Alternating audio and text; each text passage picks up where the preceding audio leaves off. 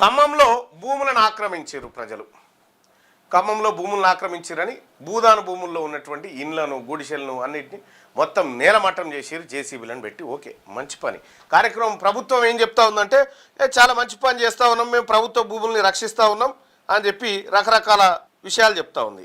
నేను అడుగుతా ఉన్నా, ఖమ్మం భూముల కథ అటు పెట్టు, ఇక్కడ ఖమ్మం భూముల దాకా ఏమొద్దు కానీ ఇది చూడరు, ఈ ల్యాండ్ చూడరు. ఇది ఉమ్దా సాగర్ చెరువు. ఇది ఉమ్దా సాగర్ చెరువు. ఇది చంద్రాయనగుట్ట జల్పల్లి దగ్గర ఉంటుంది. ఇగో ఈ ఉమ్దా సాగర్ చెరువులో జానారెడ్డి అల్లునికి ఇల్లు ఎట్లా వచ్చింది? ఈ చెరువులో గెస్ట్ హౌస్ ఎట్లా వచ్చింది జానారెడ్డి అల్లునికి?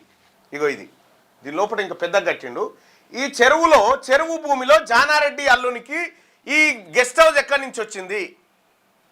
నేను హైడ్రా రంగనాథ్ గారిని అడుగుతా ఉన్నా, ఈ భూమికి సంబంధించి ఇది ఆక్రమణ,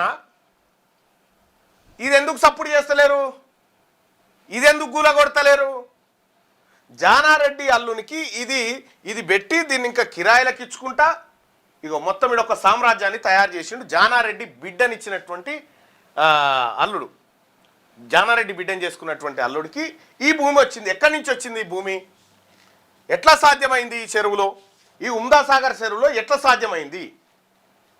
చెరువులో ఇంకా యువతలకి చెరువు ఉంటుంది. మళ్ళా ఇదంతా ఇప్పుడు కిరాయిలకు ఇస్తా ఉన్నాడు ఆయన. చెరువు భూమి ఎట్లా కిరాయికి ఇస్తూ ఉంటారు? ఎట్లా ఫామ్ హౌజులు కట్టిరాడా?